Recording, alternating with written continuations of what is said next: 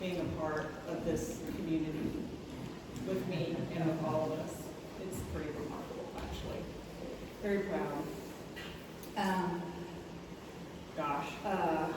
I didn't prepare notes really very well, but I just wanted to say that Richard also wrote a really lovely piece on Raychael that just launched on the magazine's website yesterday. So if you haven't had a chance to read that, it will probably add to some of the conversation that you're going to hear today, maybe fill in some of the blanks or add foundation or who knows what. But it's very generous of him to do, and we're really pleased about that for such a deserving person. They're going to get into their whole story real quickly, so I'm just going to introduce them and then move right along. So Raychael Stine is from North Texas. She attended UTD for her undergraduate degree in fine art and received an MFA from UNT. No, from UT Dallas. Sorry. I'm sorry, from University of Illinois Chicago. Oh, shit. Sorry. That wasn't an N, that was an N. Sorry. Okay, got that wrong. She's now a professor herself at the University of New Mexico in Albuquerque, where she's also practicing full-time as an artist. So full-time professor and full-time artist. Busy dance card. Richard Patterson is a young British artist who rose to fame in the 1990s in Britain alongside contemporaries Tracy Emin, Damien Hirst, and Gary Hume. His work is found in the collections of the Denver Art Museum, Tate Gallery, London, SF MoMA, among others.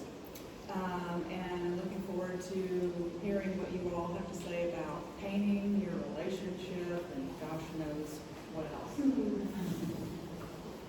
Thank you, Cris, and thanks so much for coming.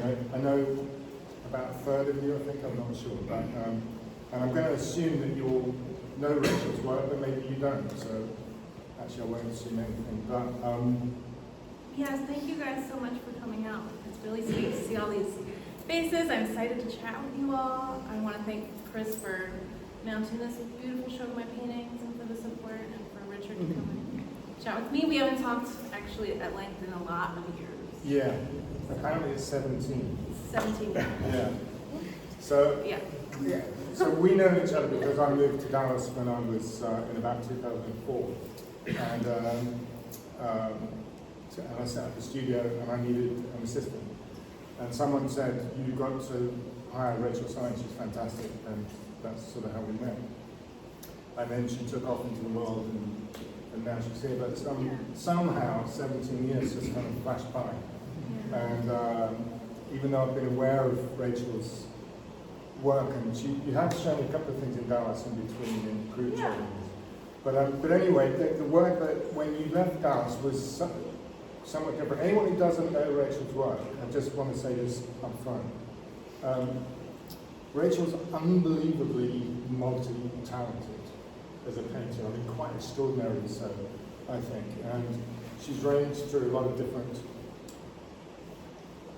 kind of methods and looks, including really, really exquisitely beautiful paintings of animals like dogs and mice and weasels and things like that appear in these kind of abstracted spaces. But and now we sort of jump forward to these. I wondered if you could, Rachel, just tell everyone that there's obviously three different sizes of paintings in the room. To me, they're sort of, the small ones feel like still lives, the landscape format ones feel like landscapes, and the middle ones are something else. I wonder if you could just talk us through those and whether they're distinct groups or I'm misreading them. So the small paintings, I've been making a series called Vision Paintings since like 2010. There's now 40 of them. So these are from that series, and they started out as a way to like collect and distill other representations of things and put them on like a lensic platter in a way. So like the circle in the background, I was thinking about vision. So like they're quite literally early on talking about the mechanics of vision and sort of like shallow depth of field and atmospheric perspective. But I kind of wanted to find a way to distill, like instead of mixing an entire palette and painting a representational dog or a flower, I would mix the palette and just scrape it off and put it on like a little platter, I guess, in a way. So they're more like a way to distill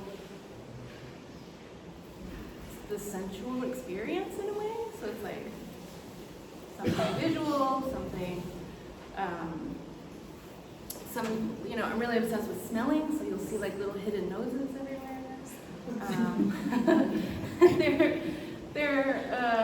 So the vision paintings are sort of like a way to be removed, thinking about looking at things and how to sort of arrange different types of blobs, which are representations of things, and sort of expanding time. So it's almost like a little tiny platter of deep time or something. And they are the most kind of abstract pieces. And then the middle, so those I've been doing for years. Then the larger paintings are actually, they are based on landscapes, but they're also based on dog portraits.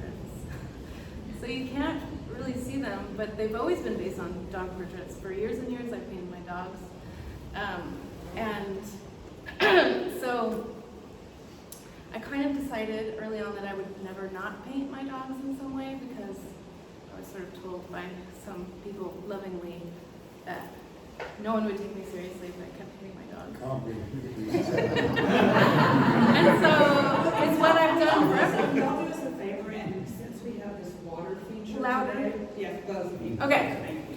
So secretly they all have dog portraits in them, but the larger jammer paintings, which are they look like landscapes, they have this like floating border around them. The main structure for the composition for those are actually a dog portrait outside. So if you look, you don't need to know this, but that's like the primary structure. I turned the dog portrait into a landscape.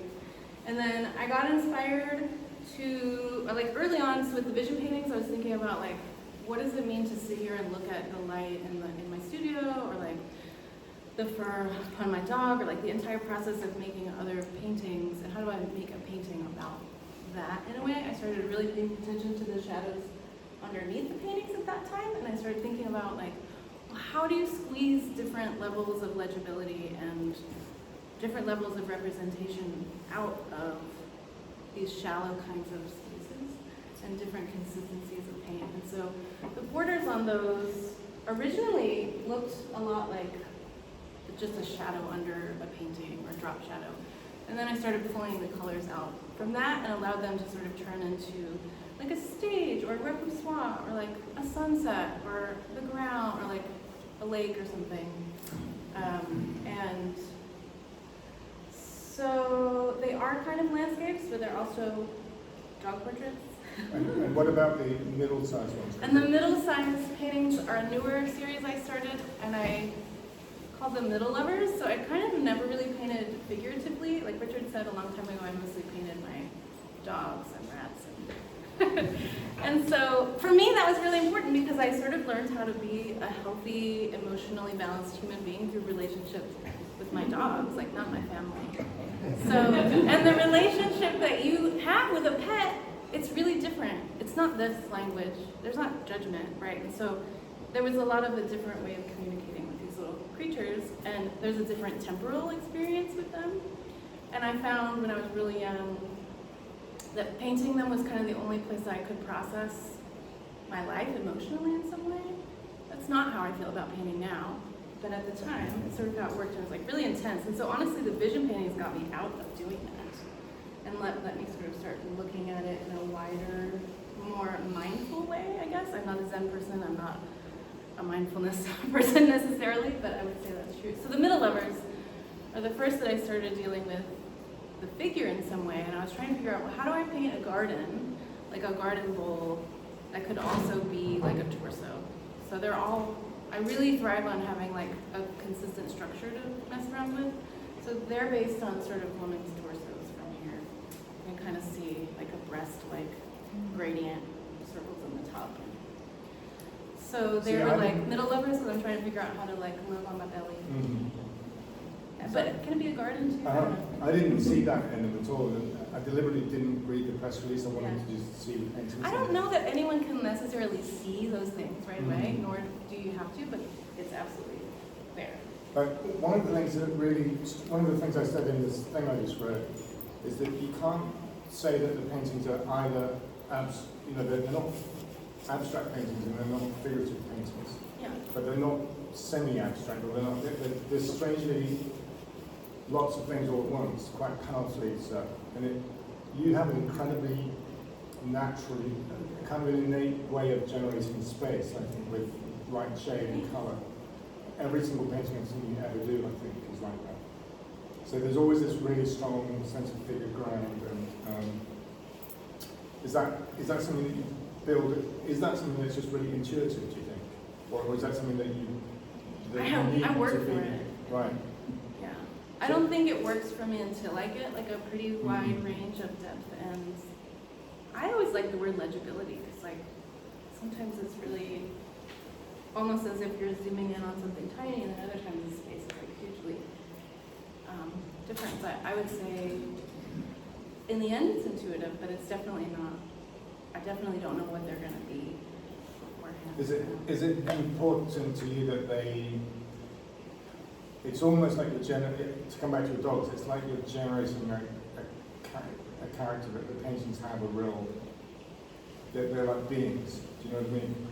I mean, at some point they must start as white canvases, and then you think they always do, but... Well, I do start with a small, like, not a maquette, because that's a three-dimensional thing. But I do little tiny paintings on postcards. And then it's kind of like a 25% of what's here maybe kind of thing. And so that's the mess I start with. And then from that, all the decisions are intuitive. But often that image is photographic, so I am looking at like if I were looking in here and I was thinking about paintings, I would be looking at the gradient from the light reflection from the top of this to that, right? And I would make that on a palette and I put it over here. And I would look at another photograph, something, or maybe my feet or the dog or something, and record that. And then I have these things, these different kinds of space and time and interior and types of lighting that I can figure out how to embed into each other. So it's a lot of play, and I do want them to be a being in some way. But I guess the thing that I'm trying to capture in all of them is like a moment of awe or like wonder, or like when suddenly you recognize something or it's sucked out of your head for a minute and you're like, oh. And maybe that's from a smell, or, I mean, I'm always on the smell stuff. Maybe that's from a smell or from a flower or from, the breeze or something. So I've been thinking, how do you make a painting that feels like it's all those things hovering together that lead to that kind of moment? So, and a dog portrait. and I want the dogs to stay there because they're sort of like a marker for me for how you can be in the moment. Like a dog is the most in the moment creature, really. It's going to do what it needs doing. And it's going to eat when it needs eating, or bark when it needs barking, die when it needs dying, whatever. And I kind of like that. So... How does that, so in a sense they're really organic in that way. Yeah. But they also seem to include, I mean, I'm facing that one, so that one's got this wonderful, vibrant colour. And there's a sort of sense of, I can't even remember the technical name for it, but when you have an eclipse of the sun, as we did the other day. Oh yeah, like an aura. Is it an aura? Aura? Something like aura, yeah, I don't know. Is that what it is? What's the thing around your nipples? That's Yeah, it was around this. the same thing, basically. Yeah, that's what I mean. So the areola around that, it has this kind of sense of immaculate, and sometimes, there's a technological... I wanted to switch. Right, is that you embracing technology? I mean, would you rather technology wasn't there, or are you loving that? I'll take whatever. I'm a light person. Like anything that light does, if it diffracts or makes shadow. But my favorite thing about color or mixing colors is being able to pull out the undertones from things like shadows or gradients of light, and then figure out what those are and kind of amplify them in really intense ways. So a lot of the borders come from looking at maybe the undertones of a leaf or sunset or something, and like taking them really far beyond where they start. But yeah, so like I said, that they were originally from literally looking at the shadow underneath the painting, and then I started thinking like, but I'm not talking about that kind of space so literally necessarily. Like I like to a little bit with the little floating cut things, but I started to try to think, well, how do you describe this different kind of space where something transforms or is transitive in some way? And if it could exist somewhere between digital, dream space, natural light, the history of painting, still lives, glass, transcendentalist painters in Mexico still life, just how you can look at one part and have it be this big, and then look at the part next to it and have it be this big, and what kind of weird. Do you think being in New Mexico, I mean, to me it looks like it's really affected what you do? Yeah. Because of the sense of landscape and light. So, I moved, so when I left Dallas, I went to grad school actually at UIC in Chicago, and I was there for about 5 years. And between that, I taught at TCU for a year and then went back to Chicago. And then, but my very first big painting show was actually in Marfa at Eugene Binder's. And so the summer before that too, I went on a school trip where we dug up dinosaurs in Big Bend. And it was like, we were not allowed to take cameras because we could take a picture of the horizon and figure out where we were. So we were in these unmarked cars, and we hiked 7 miles into the desert with Dr. Montgomery at UT Dallas and dug up pieces of Tyrannosaurus Rex or something, or the next biggest one from that, I don't remember what it is. Hiked 7 miles into the desert, and it was like raining, and there were snakes, and it was amazing, and it like blew my mind. So I fell in love with the Southwest then, and then John Pomar introduced me to Eugene Binder, and so I had a painting show in Marfa in 2003, and then at that point I was like, how the hell do I move out here? And so I just put it on the wish list of like where I would like to be, and then ultimately through all kinds of crazy circumstances, I ended up imagining, the only way you can go move to New Mexico is if you get a tenure-track teaching job. And I was like, better get a tenure-track teaching job in New Mexico. So I did, and the landscape did not enter into my thoughts in the studio until maybe 2016 or 17, maybe 15. And they did turn horizontal at that point. But I actually started going out and painting plein air, but not necessarily with the intention of like going with my easel and painting.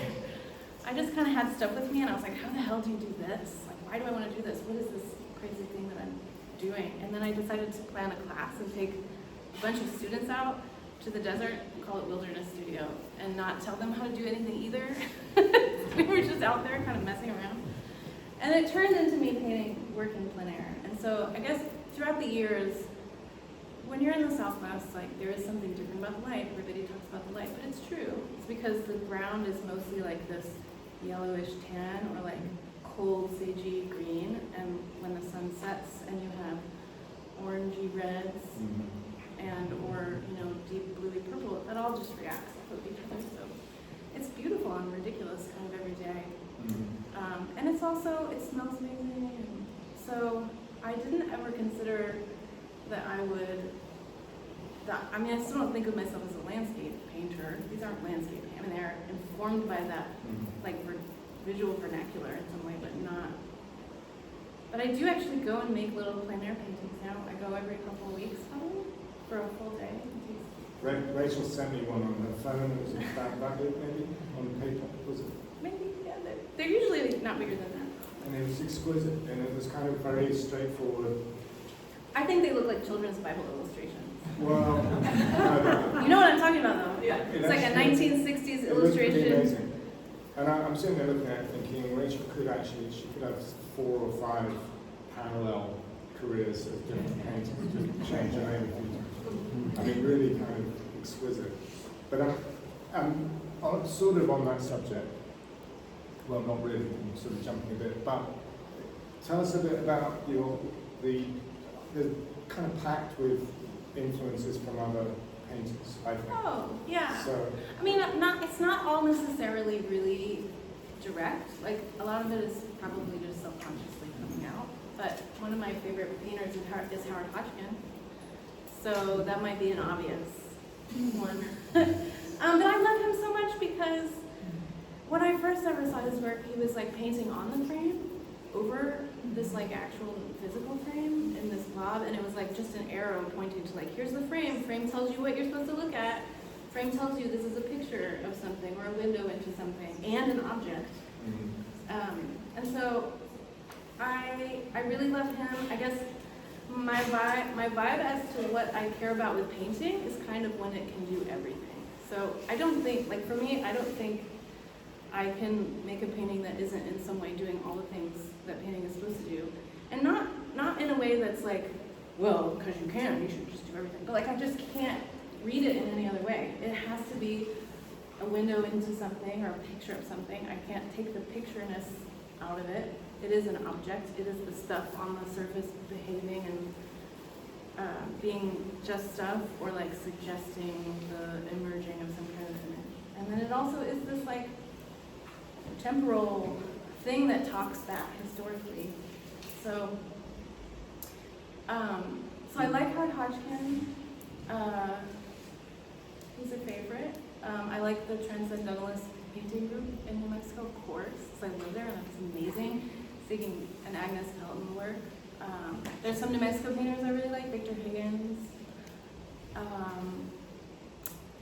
Who else are my favorites? I guess I love like Spanish and Dutch Golden Age painters, like Juan Coton is a favorite. He like hung things in what looked like a box. It looks like it's fake, as sort of like a setup, but it actually was like a cold storage in some way. And then I love Goya, and who else do I love? I don't know, who else do I love? I'm curious if there's any interest in the Renaissance. Not really, but it comes up. It's just so interesting to me. And I'm sorry to interrupt. No, it's good. I'm not part of this conversation, but I've been looking at these paintings for a little while, obviously, and like, you talk about these being dog portraits sort of set on the stage, and to me, I can see the Duke of Urbino or somebody, right? I mean, you've set up the portraiture and the landscape in the background, you know, the sort of stage in the front, just like you would see in Tuscany, in Renaissance. It does look like that, and that is in my brain as much as anything else, but it isn't like a direct. Yeah. It's not as direct as like. No, I would say maybe Franz Hals is more the portrait, or Archambault or some nerdy guy like that. But no, I love looking at painting, and I love looking at photographs. I just love looking at things in different kinds of mediated information and illustrations, and so. one of the things that has come up a little bit when I've talked to other people about these paintings, or about you, and I almost don't get into the gender thing, but when I came to see the show, I was kind of very drawn that you really want to get up to them and you kind of get sucked into them. And then you really, I feel like kind of painting with, you can see all of the marks, nothing's hidden. So it's very alive, and I think in the article I wrote, it said they almost look like, looking at this one, but they're almost like sounds, it's very, you talk about smells, but they're incredibly sensual in that respect, and very direct and fresh, and all these things. And a lot of those aspects that you might say, compared to the way I go about things, where I'm somewhat in my head, I think, your paintings, especially your torso paintings, these female torso paintings, there's a femininity to them. A lot of people seem to talk about that, and the sort of sumptuousness and voluptuousness almost. But there's also a lot of, they're also very clever and very structured and very quite architectural in a way. I mean, I hesitate to use the word devices, but they're very knowing. You know, I mean, there's a lot of, if you know about painting, and there's all these, you know, repoussoirs, all this sort of stuff. I love repoussoir. Yeah, and so some people have said to me, actually, I think her work's kind of quite male, and More people say that. they do. Yeah, that's interesting. And neither of these, I mean, is pejoratives or the opposite. But I just think it's interesting because, especially in terms of who informs the work and what informs the work, but the way in which can you talk a little bit about, you did talk about noses and stuff, but there's sort of flowers and sort of weird. The little trompe l'oeil thing? Yeah, some of those have quite odd origins, don't they? Or not, or it's quite straightforward. Well, so you want to... Well, didn't you talk about black holes at one point? Yeah, there are black holes in these. So there's a cosmic... But did you ask me that because we just shifted to another topic? So Sorry, three. no, it's good. But, so whether or not I would say that I don't think, in my work, I don't think necessarily in a gendered way. I would say that they, like, at least not in these I do. Yes. But in the others, I'm not really thinking about that, and I mean, I'm just working, and I think whatever, you know, I've worked with people who think that because they're so dark and aggressive in some way, maybe they seem very male, or some structured or something. I don't think they're aggressive, but weirdly they remind me of quite a few English painters, and there's one in particular from the sort of early part of the 20th century. I'm struggling to remember their names now, but there's a sort of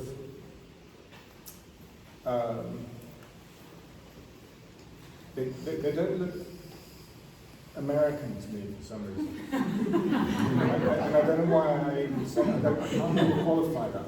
And I mean that in a kind of good, not in a bad way, but in an interesting way. Because you know, your family hails from Europe originally, Yeah. but.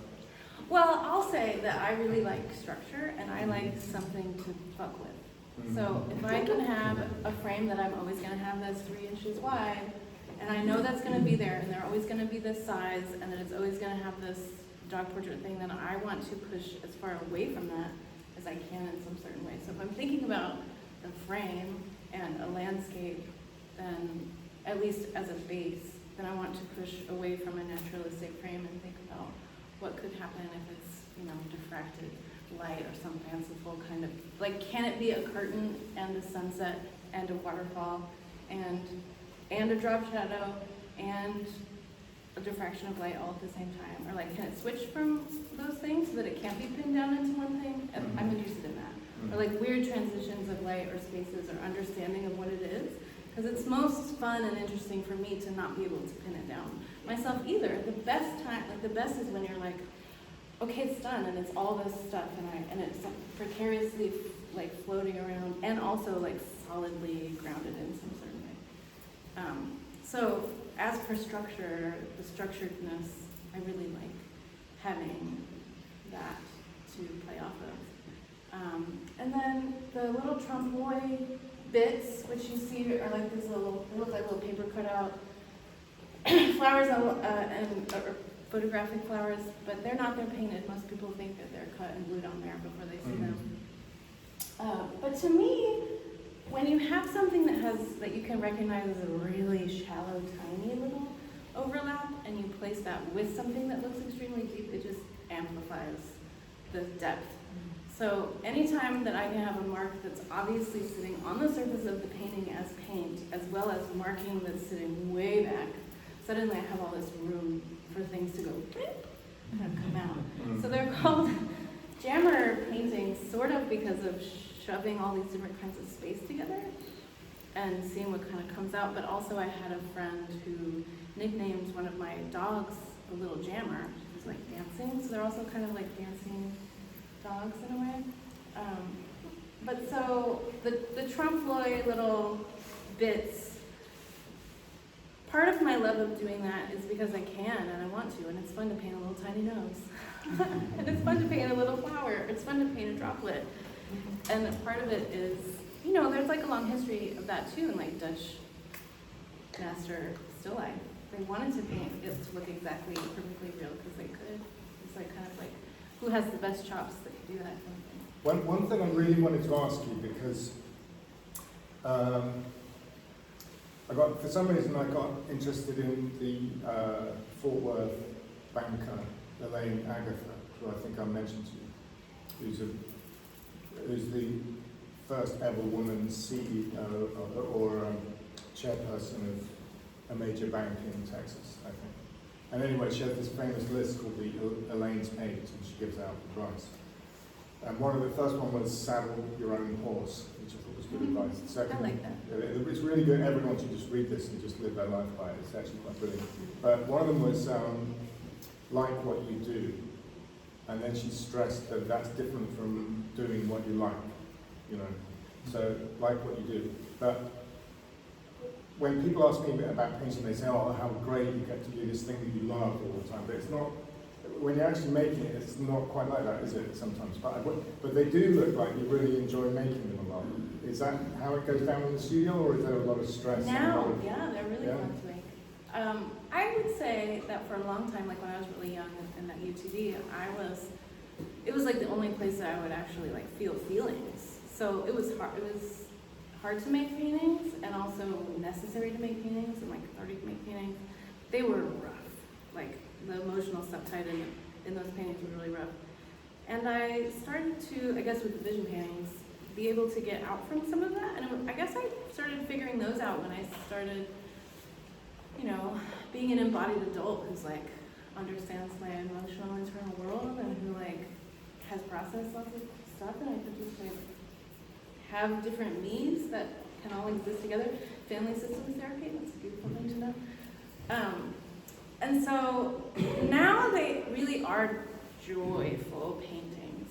That doesn't mean that they are like only thinking about happy stuff. They're not.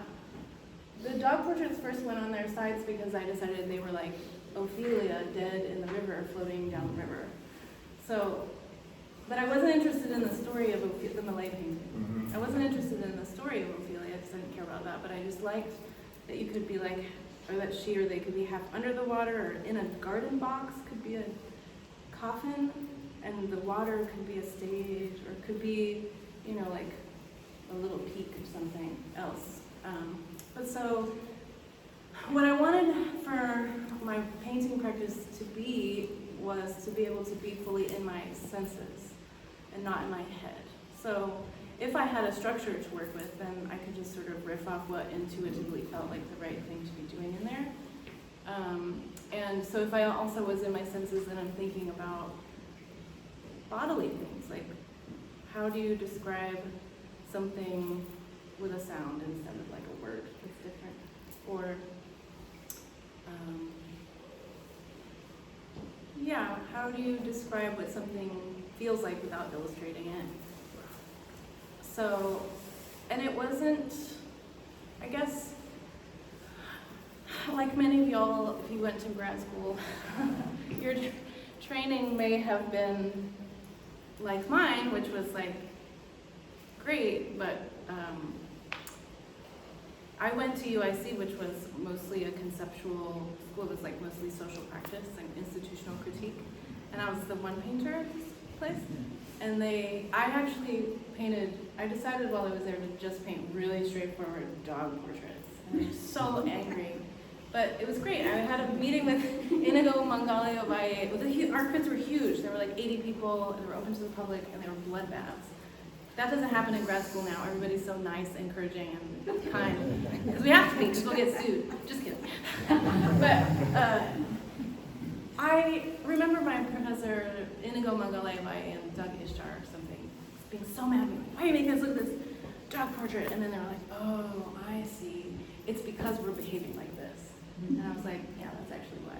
And we can talk about this. But so I feel like there was a really important place to talk about love, what might be ecstatic, what might feel tender, what that might look like, how, and so what things might be vulnerable and embarrassing, and also empowering in some way. So I guess that's all in there. It's funny because I wrote these questions out, but I didn't, and you didn't need them, but I did write near the end that the expression of vulnerability, as my notes to myself, I said the expression of vulnerability as a cipher for meaning. And it's kind of interesting that these days, the way that the department reacted to your dog, they couldn't like your dog paintings, No. and unless they could prove to themselves that it was a sign that you were vulnerable and reacted to them in some way, in which case that made it more meaningful to them. Do you know what I mean? Because then then there was a power dynamic of upset and blah blah blah, and then it goes into the big wide world, and then it's okay because we live in that culture of power dynamics in a sense, politically. But it's kind of to come back to just to tie it back to your dog painting, your earlier dog paintings. They seem very urban because you were very urban at that time, I guess, or suburban or urban. But they felt like quite a lot of your dogs sometimes felt like allegorical. They felt like you in a sense, like you were Pickle, your dog. Yeah. So it was like Pickle in this, angst-ridden space of art, but just being yourself. It's like Raychael Pickle, same thing in a way. But I didn't know yet. Okay, so at that point in time, long time ago, when I was making those paintings of like this dog in this like landscape with paint that would come and little rats and things. At that point, I would say that the thing I did love about grad school, which was 15 years ago now, was that I decided at that point in time to take my paintings totally apart and go fully into each of the little parts that I was shoving together and not understanding. So the first thing for me to do was take out all the other shit and look at the dog portrait. How would I know otherwise why I was doing it or what I was trying to get at if I didn't take it all apart and then just paint the dog? I was so defensive about painting dogs when I was young too. I was like, it's not a doggy portrait. It's serious. Well, they were serious. They were serious, but the assumption maybe was that they weren't. And so I had to take them all apart to figure it out. Prior to that, I had never painted. I've actually never really taken a painting class, right? Like I took painting at UT Dallas, but I've never been taught how to paint anything. And I didn't paint my first still life until I went to grad school. Until I was on my own, and I was just like, I'm gonna paint fucking still life. Mm-hmm. Or I didn't paint a landscape I didn't paint my first flower until like 7 years ago. Was that the one with all the pieces of meat and the dog? Yeah. So what I did in grad school was I started to build these physical still lifes. Yeah, it's actually kind of exquisite. It's like a 17th century Dutch still life. But then I realized that what I cared about most were the devices, like how you make something look like it's laying in front of something else, how the light can change, like what are the different languages that, and what do they mean, and what kind of image do they construct, or what kind of object do they describe, or what kind of material quality do they have. And actually the thing that did it for me was when I took everything out of the still life and just painted like the surface of the table against the back wall, and that turns into just a gradient. Welcome to my world of painting. Like suddenly I'm like, oh, it's just a fucking gradient, does everything. Don't you think that painting is, ultimately we were discussing this slightly before, that you can teach it to some degree, but you have to learn it yourself, and it's not just intuitive. But I was thinking about your relationship with your animals, and I've had dogs and cats and stuff. The only way of really understanding an animal is to get right down with them and be like an animal. You can learn. Yeah. The only way you can communicate with them, I mean, you can sort of train them, but that's what humans do to animals. But if you want to interact with a dog or a cat or something, you can learn what they actually talk to you, don't they, with their paws and and stuff. And I think like you can relate to a painting in the ways that you absolutely, and it's empathetic, isn't it? You have to tune into what they're doing and love. If you love them, they'll love you back, sort of thing. And this, I know it sounds corny, but that's kind of what you have to do with your paintings. You make a gesture. Could you just talk just briefly? Maybe we should wrap up soon and take some questions. Yes, we should have probably one more question and then open up the floor. Okay, can I answer those things? Yeah, of course. Yeah, go ahead. I do think you can teach painting. Mm-hmm. I do, and I think the two things that you can teach are like actual skills of mixing and how to use materials, and how to like slowly observe. And then I also think that you can teach like just in like showing students tons of things that they can suddenly like spark with and identify with in some way. So ultimately, yeah, you have to be into it. You just have to be into it. You can't teach like the love or the drive to do it, but I think you can teach skills. I figured out over the years how to really, that's one of my favorite things in the world is to teach a painting one. Just teach like how to lay out a palette, which I really learned how to do working for you, because that's what I did most of the time, was just like mix colors and lay out palettes. But how do we get to something about the pets? The animal? Empathy, was that it? No. The empathy for students and empathy for animals. Well, just learning ultimately the language that, Okay. I guess what I just sort of just tack on a half question onto that, just really quick, is I wanted to know whether you work on one at once all the way through, or you have several going, and then as you're adding bits to them, how planned is that? So my question about empathy is that at a certain point the painting is talking back to you. I know it's a corniest thing to say, but, no, it's not. but if that is what happens. I think every painter is like, yeah, that's how yeah, it works. It just needs this. This needs it. After I know what size it is and the first marks are there, everything after that is just intuitive and responding to some other mark. So sometimes they're fast and sometimes they take like months to make them. I hate that question, like how do you know when a painting's done? Because to me it's like a cake, you take the fucking thing out the oven and things like, you know. But here's the thing. Out the door, but is it like that for you all? There's a great conversation that you can read between Isabella Grau and Charlene von Heil in the book For the Love of Painting, where she's talking to Charlene von Heil and she's saying, how do you think that you know when a painting is done? And she's like, well, me and Christopher Wool are talking about, we can both agree without talking about it which one's done. And Isabella Grau was like, that's because you're both like, you know, elitist and, you know, whatever she had to say. And they were like, no, it's because we're painters and we have an understanding, we have a language understanding of these things that's based not on this, but on like sensual experience and understanding of the material, of visual, and how to control it, and that's what it is. And we can talk through looking and through these other means. And Isabella Grau was sort of like, whatever. But I was like, yeah! And my painting seminar students were also like, yeah! So I don't know what to say about that. But that's how I feel about it. And so I am an annoying professor because I'm like, that one's done. Like, and the students are like, why? And I'm like, because it is, but this one's not. And they're like, why? And then one of them is like, yeah. And so then we try to figure out how to talk about how. But for me, it has to have something of everything happening in a perfect little balance of covering or something. I don't know. Perfect. Yeah. Should we have some questions? Yeah, do you guys have questions? I have a question. Yeah. Before we're ready, I have a teacher. Oh. Well, no. Okay, love it. Go for it. I have a question about, well, you spoke about kind of always thinking about cancellation. It's suited in this world. That, like your early paintings, it's all kind of to be sublime. They've been canceled because you decided like you can't do that because you can't do that. No, that's not true. That's what you said earlier.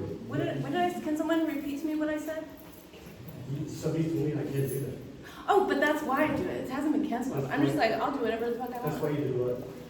I do the thing What? that I Paint paint the the dog. dog. Oh. Yeah, I never stopped and I shan't ever. No.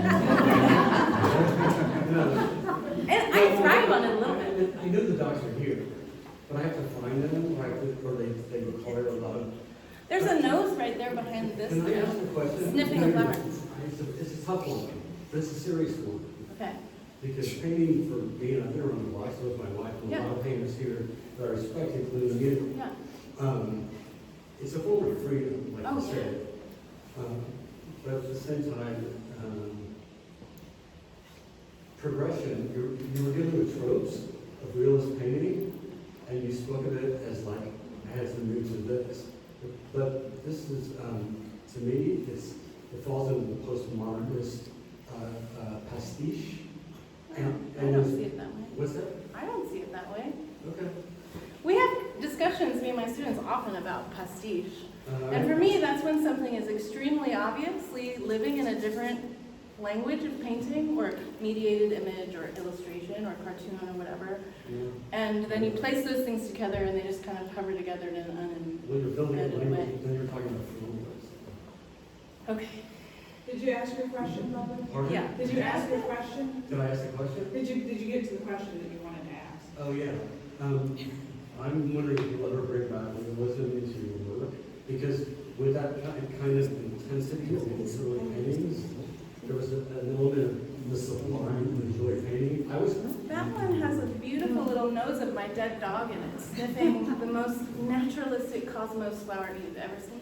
So you can get it right there. What's that? You can get it right there. I can get it right there? Yeah. Okay, cool. How much is that? You can ask Chris. Oh, actually, that was. Okay. Greg, did you have a question? I was just curious, just because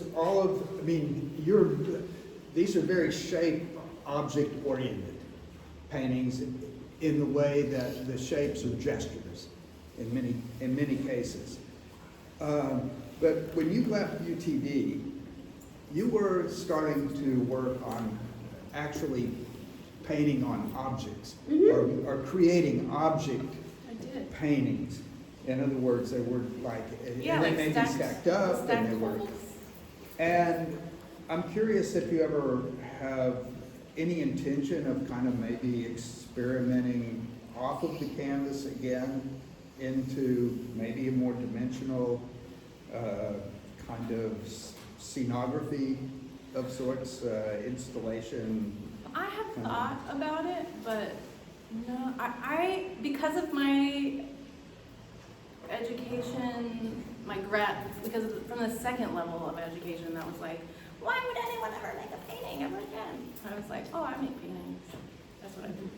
So I have thought about it though. I mean, I have a friend who's teaching welding. That's like, she's such a badass. It's amazing, and I want to take her metals class. I think it would be fun to make some wackadoo. So I don't know if it would end up here. I mean, you don't see my plein air paintings up in here. I make hand salve. I don't know. I make candle, but maybe I'll make some sculptures. I think you kind of look at, and from teaching and, all of that, where you're always looking at what the next stage is, or what the next, how to push yourself, one more, step ahead. In the world of sculpture that I have been thinking, it was always it would be very shallow and still working it mostly in 2D kind of space, probably.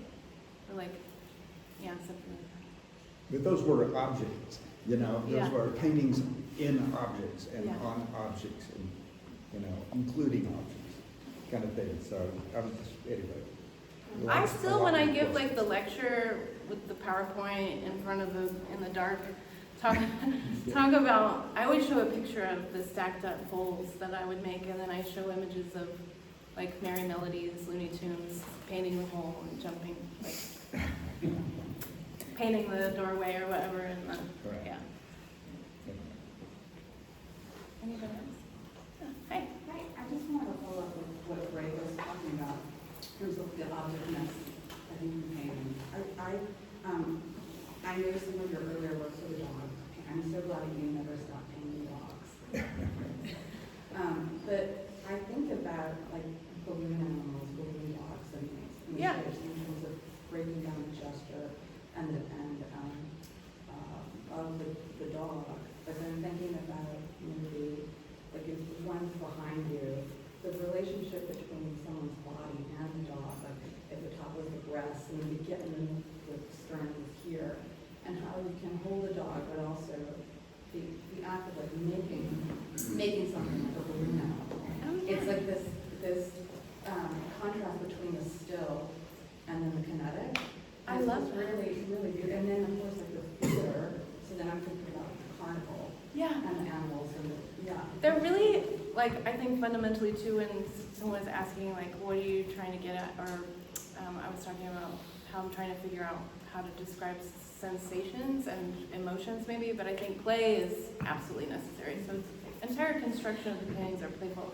And it's funny that you talk about finding the balance then maybe between when you're physically relating to a dog and, you know, your chest, whatever. And so I'm going on a bunch of residencies this summer, and one of my plans is figuring out how I'm going to embed this like middle form with this dog books, this like figuration with the dog. So it's funny that you're going there because these are on that, they're headed toward that wavelength, I think. I started making a series of squares that have a border that's a heart, kind of Valentine's, and inside of that, you can't see them, but there's sort of dogs making out. So there are pairs of dogs, and then I started thinking about pairs of figures with pairs of dogs and what this relationship would be. Can I just slightly add to what Ludwig was saying on that point? Would you ever go in a kind of Jeff Koons type of direction and the blue dogs and stuff? Would you ever go? No, because it's not prestige. Well, no, but it wouldn't necessarily be prestige. I mean, what if you went crazy with a giant heart? You know, things just became, instead of I'm sorry, wrong word. Would I make a giant heart dog sculpture? well, What are you asking? not putting paintings in your mouth. You're putting paintings in my mouth? No. I'll paint that. I don't know. We'll just see what unfurls for them. If I end up having the kind of space that I could make like a huge fucking dog, maybe. Also, people always say to me, when I've tried to make abstract paintings, I can't do them any bigger than about this. Oh. I just can't. I want them to be massive, I can't do it because I won't get into white. And people sometimes, a couple of people said to me, it wouldn't be great if Rachel was doing them 7 feet by 5 feet. Sure. Is that going to happen? I have a few that have been that big. I don't love it as much. I like to be able to hold it. This is a kind of great size. This is my bigger size. I like but that size.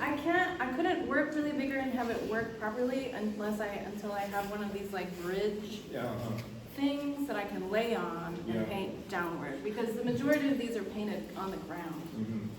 So all the stuff in the background that's acrylic, loose, wet, Mm-hmm. is painted on the ground. And then I work with oil on top of that. Mm-hmm. So I'll paint, when the border comes, I'll paint it when it's up, but everything else is on. So these you little- paint aerially? You paint I from paint like above. this. You paint from above? Yeah. I did not know that. Yeah. Some of them are, like this wasn't, this little mark was like, oh. But most of the time it's this way, otherwise it won't, Do you know? it'll drift, I don't want it to drift Do dry. you remember that scene in Mission Impossible where Tom Cruise is Yeah, like that. through the ceiling and he's Yes. always over in a jumpsuit? I thought you would like this. Yeah, I can see you do. I first started Dickie's jumpsuit as your studio assistant. I know, yeah. Any more questions? Yes, they am. Speaking of the big work, I want to ask you about the framing of your largest pieces. It seems stands out differently in terms of the architecture. You had this frame. Yeah.